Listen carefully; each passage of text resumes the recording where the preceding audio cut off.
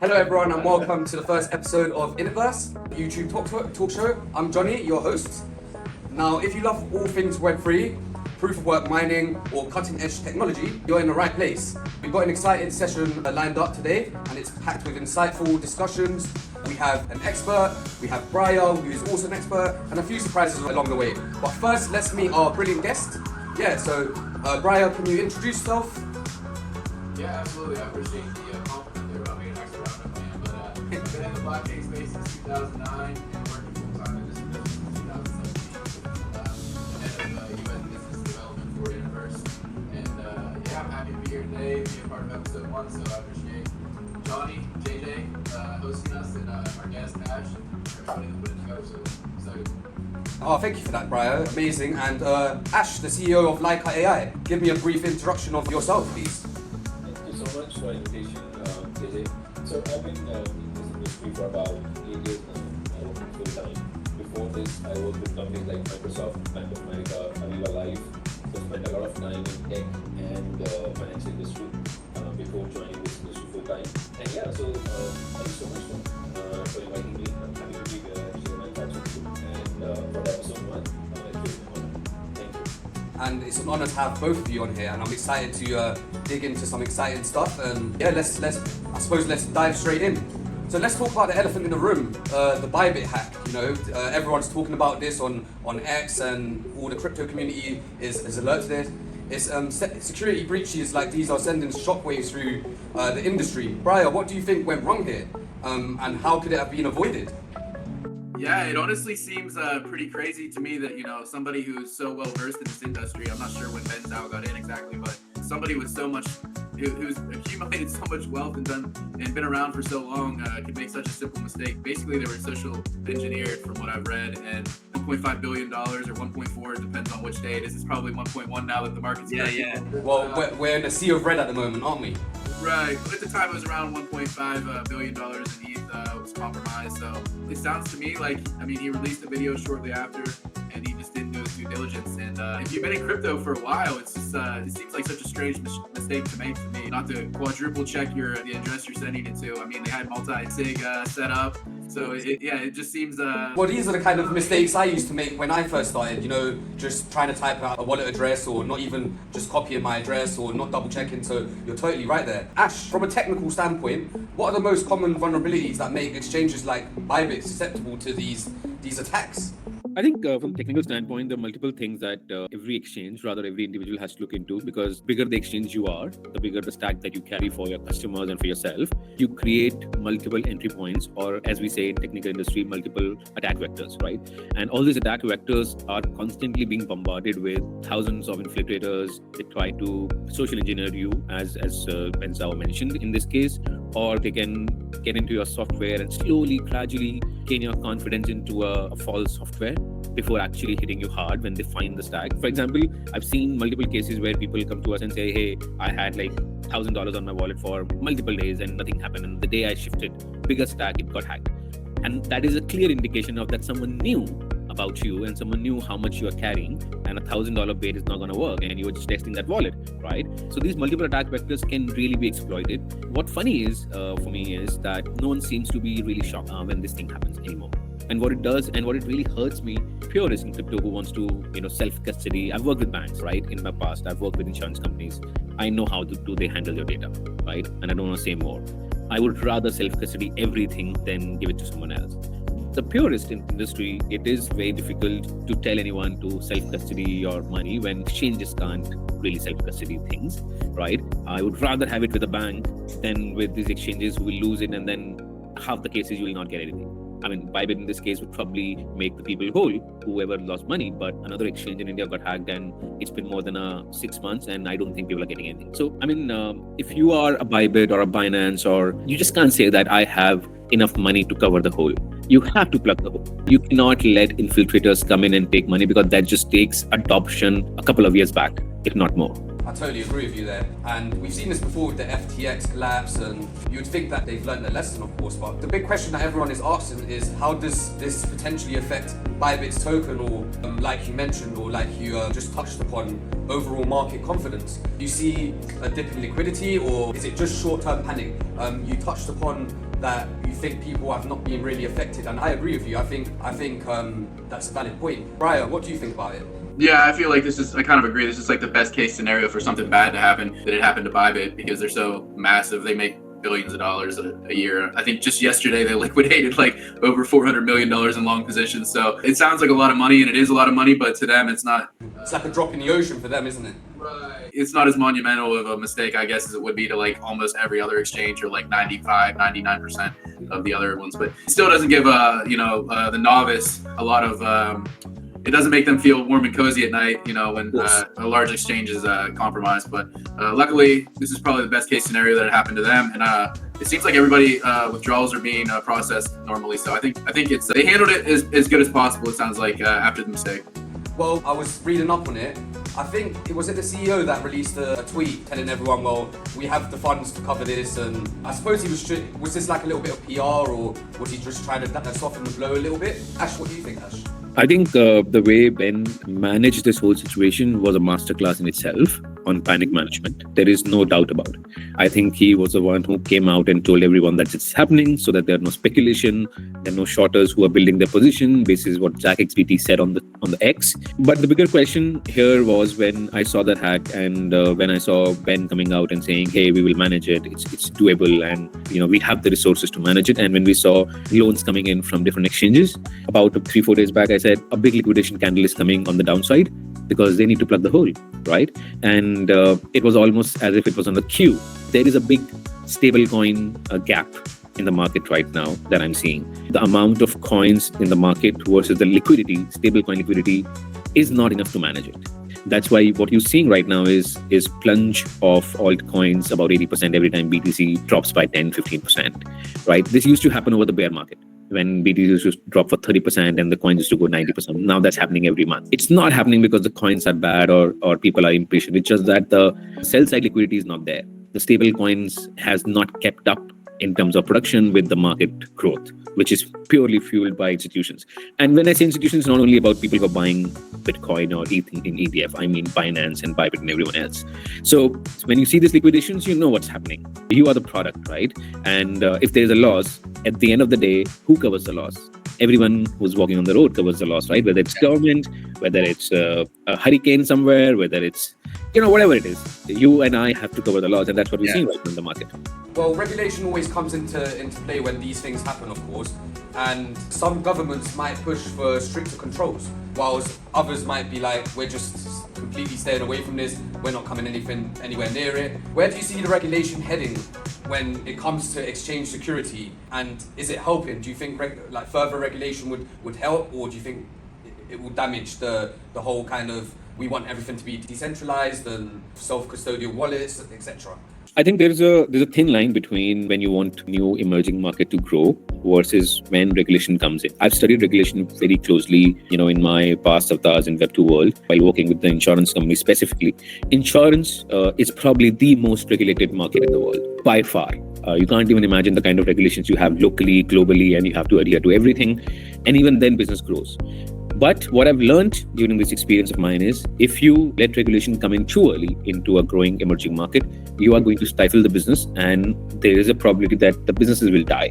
Which what it means is crypto is not going to die, but what it means is you and I who want to build something can't build, because we get into that license system, and then you have to do paperwork. Even if today, if I want to work in European exchanges, I have to file paperwork every month. Do I have the time as a new emerging project to even do that? A monthly paperwork with Europe. I mean, it's crazy.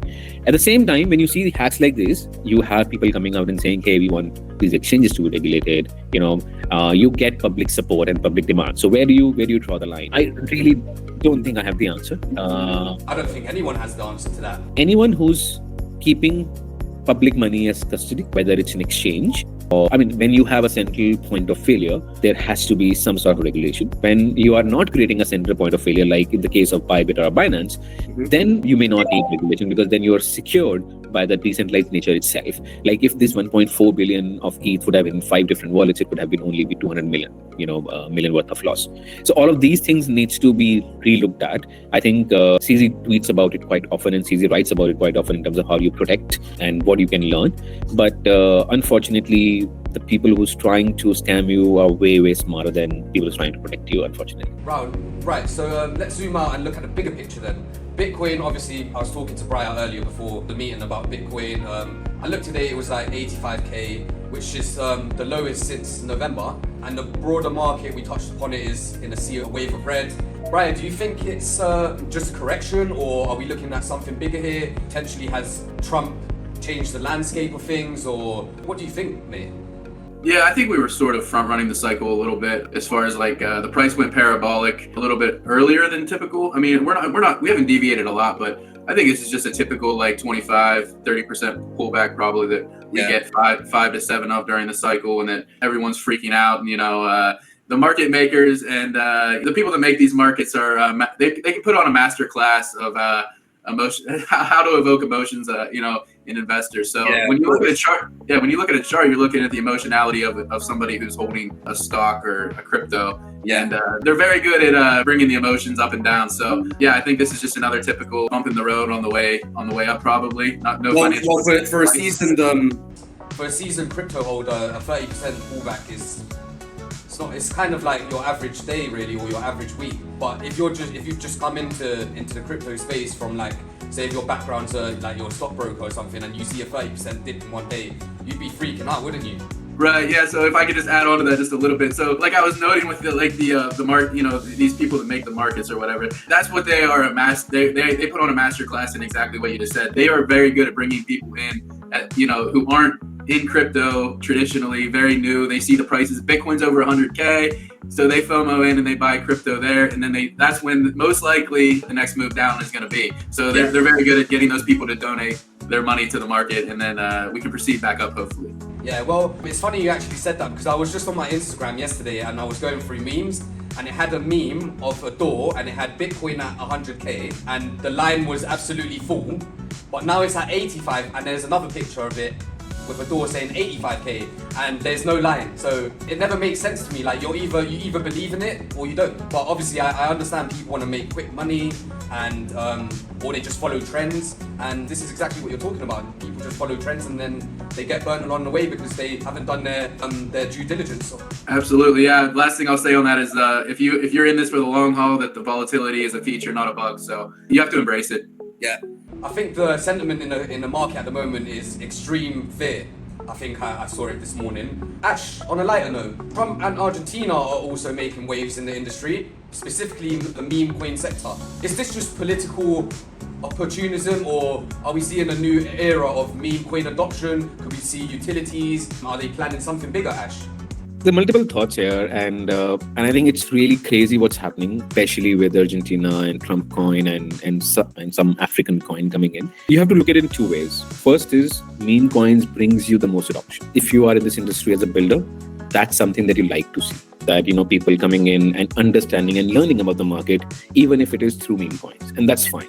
What you don't like is people losing money in a day.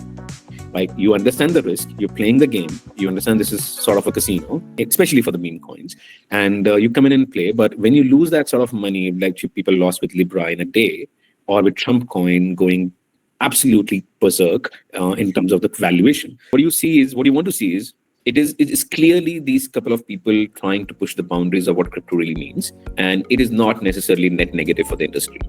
They have pushed the boundary to say, hey, meme coins are not securities anymore. If a US president can launch it, anyone can, right? That just opened the door in terms of regulation coming in from US, where everyone looks at US in terms of what they're doing in terms of regulation, and let's adopt it.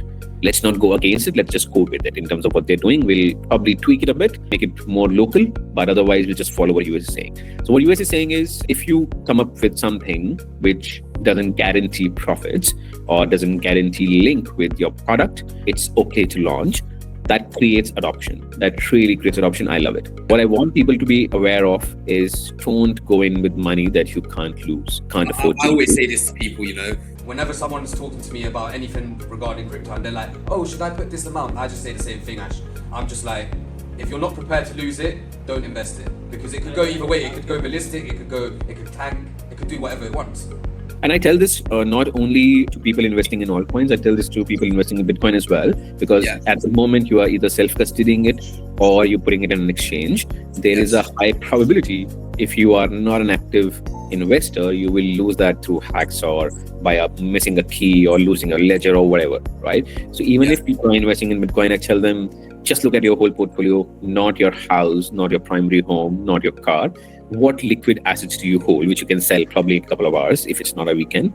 And don't go beyond 2%, 3% into crypto. And that's something that would change how you live on a daily basis, even if you lose it. If you want to go more than that, then you have to start spending 2 to 3 hours every day. And that's my general advice to everyone. If you're spending more than 7 to 8% of your portfolio into crypto, then spend 2 hours every day, learn about crypto. It is a crazy market. It can give you returns, but it can take all of it and more. I think that's brilliant advice, Ash. Did he say 7 or 8% or 70 or 80%? 7 to 8%. Yeah, Brian's like completely immersed in this world. To be fair, I am as well. I've been in it for a while now. But I love it. I truly believe that it's going to be the next big thing, or it is already the big thing. What am I talking about? It's $1 trillion market, which is going nowhere. So, but yeah, let's switch it up a little bit now. Should we talk about some proof of work? InitVerse has some exciting developments on the horizon, as we all know, including a security audit, and we're doing a bug bounty platform. It's safe to say that proof of work is a hot topic once again. For people new to the space, proof of work is one of the oldest, most secure consensus mechanisms. But we had previously proof of stake, we had DPoS gaining traction. I would say, I'm putting a question to you both. Is proof of work still king, or are we looking to shift that dominance? Brian, I'd put that question to you, seeing as you're so immersed in everything. Yeah, JJ, I think that personally, I lean, even though I'm a supporter of some proof of stake projects, I lean towards proof of work because of the tradition of the entire thing. And I think it's a little bit more secure mechanism long term. But I just think that all of the work, it makes me sleep better, I would say, at night. I think proof of stake still, there's a little bit to be shown. And actually, if you look at the proof of stake, I mean, this is kind of, you just look at the technicals of Ethereum after they merged to proof of stake. It's almost been in an absolute free fall against Bitcoin. That was Earth 2.0, wasn't it?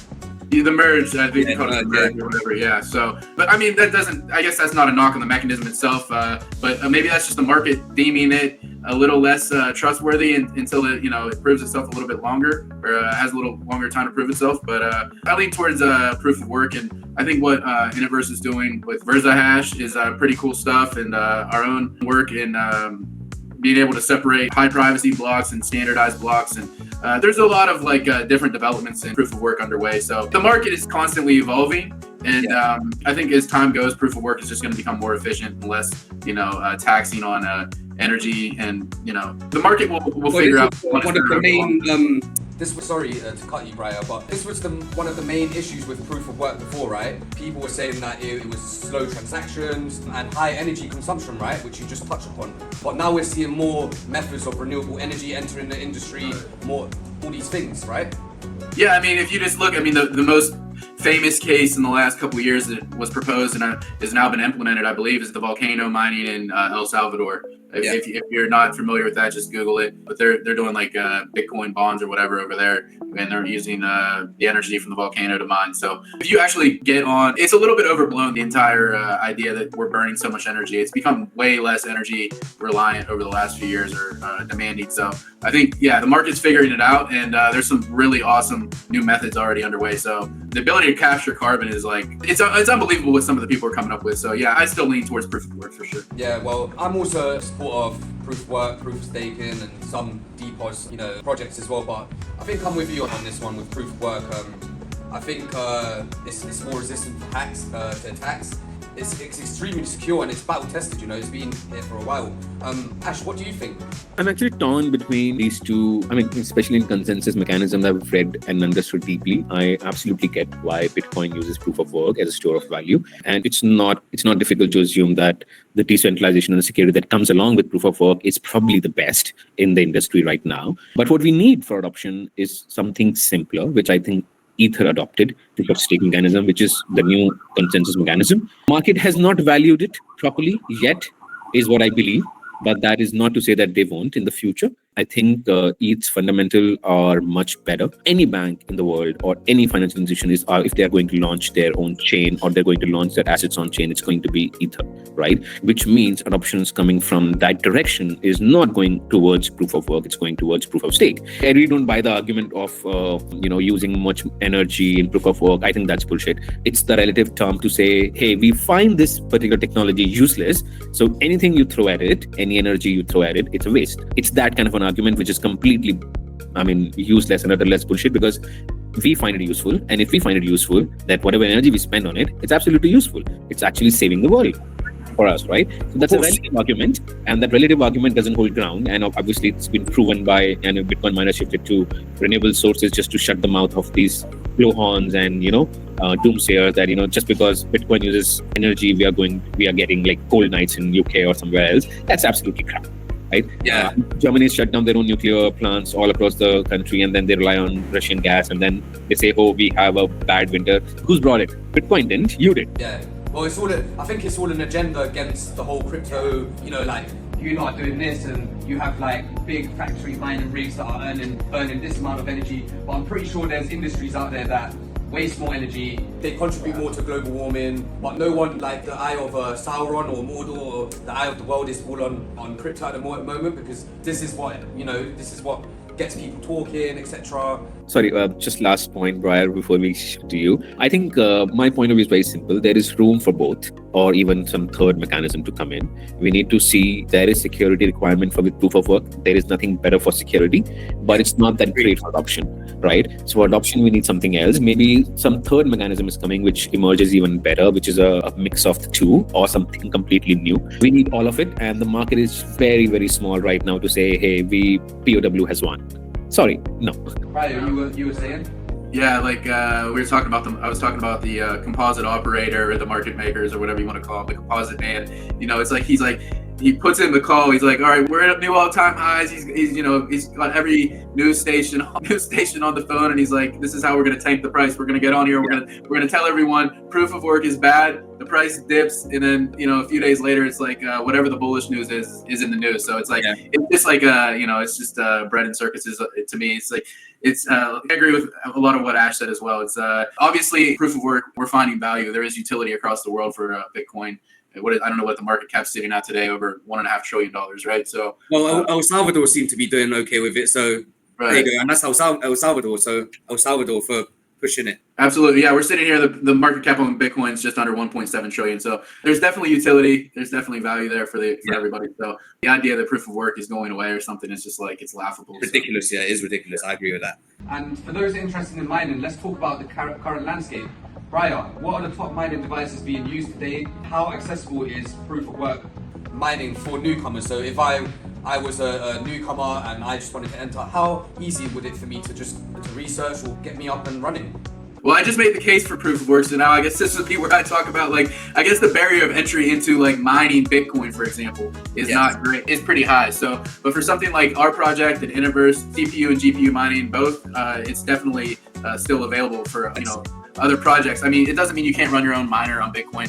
I know I think somebody hit a block got the block reward recently on Bitcoin that was just running like a Raspberry Pi or something crazy, like a home miner basically. But yeah, like Antminer has some pretty big devices, or some devices out there, and Bitmain is still putting out stuff. Bitmain's been around forever. They what's his name? Jihan Wu, had a couple conversations with him back in the day, and he did a lot in this space. I don't know where he's been lately. I haven't heard anything about him. So I actually, now that I see that Bitmain's still making these, I'd like to look into what he's up to. But yeah, the barrier of entry is a little high on Bitcoin to mine, but yeah, InitVerse is still easily mineable on a CPU and GPU. So, but it's not just about mining, is it? It's about security, decentralization, and as you touched upon before, innovation. We have to innovate all the time in this sector. Ash, could you just share some insights of how proof of work is evolving and what role it plays in the whole thing? I think when it comes to proof of work and the mining industry, I think if you're a new miner and if you want to get into this industry as a miner, the three things that you need to look at. One is, what are the latest Bitmains and miner coming in? Like I was reading about J19 Pro, and I think S19 Pro and S19J Pro probably the best miners right now in the industry, both from efficiency standpoint and the consumption standpoint, relatively. But as Brian was saying, that you don't really have to only mine Bitcoin, you can mine anything else. And there are multiple projects, including InitVerse, which is, uses proof of work consensus for their projects. But I think the bigger issue or the bigger point you need to consider while going to this industry is where you can find the energy cheapest. Like there are multiple countries in the world where energy is really, really cheap. Like if you go to Mongolia, if you go to Russia, if you go to places like these where you probably don't need energy to keep your miners cool. Yeah. But at the same time, you need to see where you can keep your equipment secure. Otherwise, you could be setting up industry and giving it away to government. So that's another problem. Well, that's the dilemma that you'd face. I'm based in the UK, and energy over there is like through the roof. I wouldn't tell you to go and mine anything, JJ. I think you better off is buying.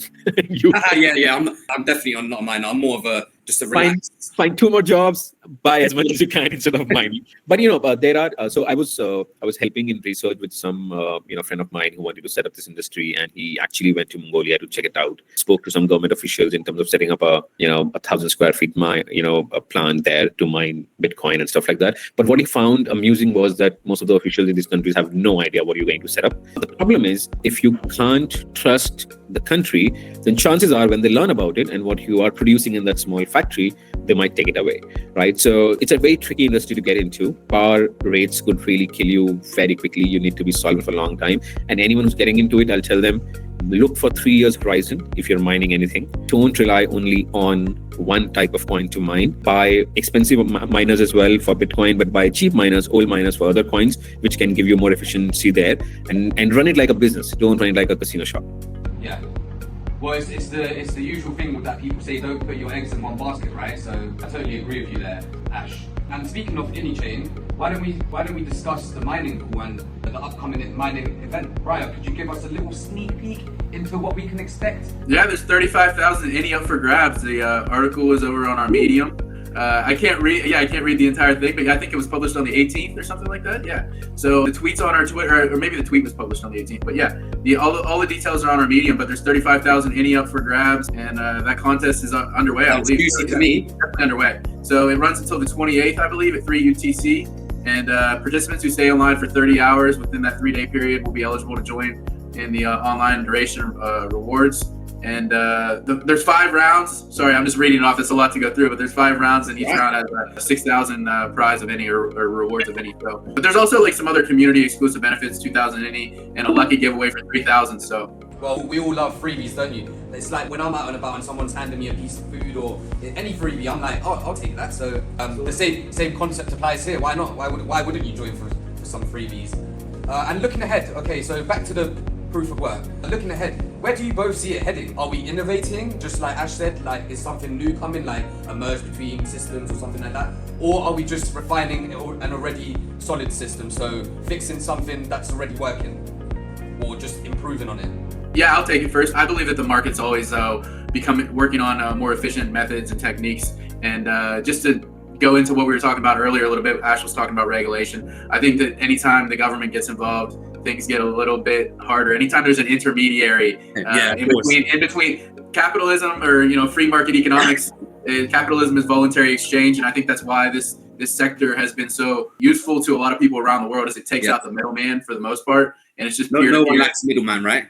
Right. It's just peer-to-peer transactions. And that's the essence of capitalism, is just peer-to-peer voluntary exchange. So I think that the market is will giveth as long as the government, kind of stays out of the way, and will continue to be more efficient. PoW, proof of work, will be more efficient over time. And and I'll still invest in other projects that maybe aren't proof of work, but I think proof of work is the superior method, in my opinion, for now.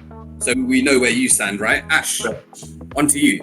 No, I think I kind of agree with what Brian said. I think proof of work is the best mechanism right now, and sometimes you find the best very quickly, and you don't necessarily have to keep improving it, right, without breaking it. And if you have found something interesting and efficient, just stick with it for that particular asset. I think we need to also learn and unlearn about this, that not every efficiency needs to be applied everywhere, every time. Sometimes it's good what we're doing with development in UK, and maybe we need something else in US, and that's fine. Right? That's okay. It doesn't have to be the same thing everywhere. So from that standpoint, proof of work is still the best. There is no doubt about it. But I'm really rooting for something better to come along, which doesn't necessarily have to be applied for Bitcoin.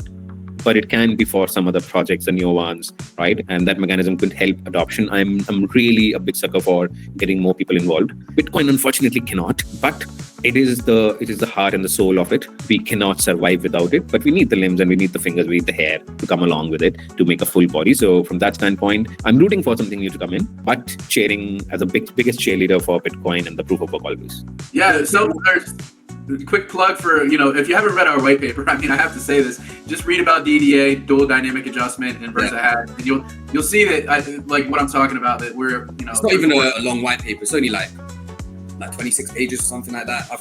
I've seen white papers that are like 100 pages.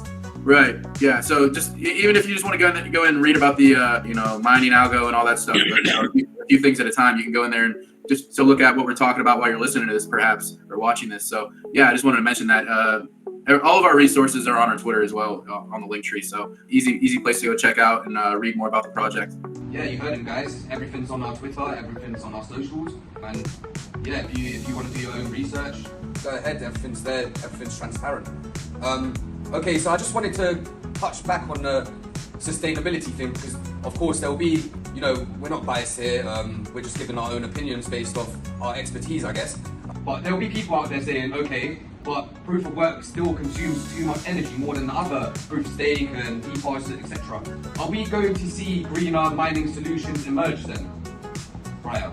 Yeah, I think that's really what we're trying to achieve in InitVerse too. If you look at a lot of the new projects, people are trying to meet that demand across the market to be greener or whatever, more sustainable. So I think that over time things will trend that way. For me personally, as an investor, somebody who absolutely lives and breathes this space, the most important thing is security. I want to play, or I want to invest on a secure network. And it's really not sustainability to me, to be honest with you. So I think that comes later, or is in the process of evolving into a more sustainable / secure. But I always put security before that. So environment. So yeah, what do you think about that, Ash? I think whenever I look at the energy debate, I just go back to the argument made by Elon Musk, and he said the amount of energy falls on Earth every day from sun, we probably use only 0.2 or 0.5% of it. 99.5% is wasted. Not really wasted, but used by trees and the grass and the animals and whatever. But it's not really used in the conventional term that we say. There is no alternative to figuring out how do we utilize that energy, right? If we were to really improve on the Kardashev scale, and we need to improve on where we are as a world, we need to start utilizing the energy that is coming for free, and it's going to be free for billions of years in the future as well. I know this is more of a philosophical take on it, but I think we are really bad at, at the moment, as a world, we are really bad at using and efficiently using the energy, or either rather capturing the energy. I think all these debates is about a frugal debate about if you only have $1 to spend in a day, what do you do with it? While your safe is full with thousands of dollars, right? But you can't open it. So as soon as you're able to open it, this whole debate will go away. I don't think we need to be really concerned about this at the moment, but I think the industry has taken giant strides when it comes to greener alternatives. And, you just mentioned about El Salvador and the volcano mining, and there's so many natural resources that can be utilized if and when governments come into it and allow such activities around these sensitive areas, where I absolutely believe that you need regulatory intervention. I know crypto guys don't like it, but when you're going near the sensitive areas where you can really harm the ecological balance, you need regulators and the middleman to come in and tell you what to do and what not to do, but utilize it in a more secure way. I think on the relative scale, the energy consumption by crypto is probably not even worth mentioning on the relative scales with other industries. So I'm usually when I see this debate, I'm like, we need better things to talk about. Right. Before we wrap up, amazing insights from both of you. I could do this all day with you. But before we wrap up, I have some exciting news for the whole community. InitVerse is turning 2, and we're celebrating in style. We've got some major events lined up, and trust me, you don't want to miss them. Keep an eye on our socials, as Brian said before. We have big things planned. And yeah, thank you for everyone attending our first ever YouTube talk show. Huge thank you to Ash, the CEO of Laika AI, doing amazing things over there. Thank you to Brian for your brilliant insights as always. I absolutely love hearing to both of you and picking your brains, and you both have so much good experience and wisdom in this space. And it's incredible to talk to both of you. It's been such an enjoyable episode. Thanks, Johnny. Thanks for inviting us and being such a gracious host and letting us talk. Thank you so much, Brian, for your expertise. I learned a few things today. Yeah, it's always good to talk to you guys, and I look forward to talking to you more, Ash, in the future. And Johnny, you crushed it. Thank you. It was just great hearing everybody's insights today, and yeah, I'm looking forward to episode 2, and hopefully Ash joins us more in the future in another episode on here or Twitter Spaces moving forward. So appreciate you guys. Thank you guys, and I hope the whole community has enjoyed this episode. Make sure to like, subscribe, and hit the notification bell on our YouTube channel so you don't miss the next one. And don't forget to follow our socials so that you can keep up to date with everything in the project. And see you next time. Thank you. Thank you so much. Bye bye. Bye bye guys. Bye. Thank you.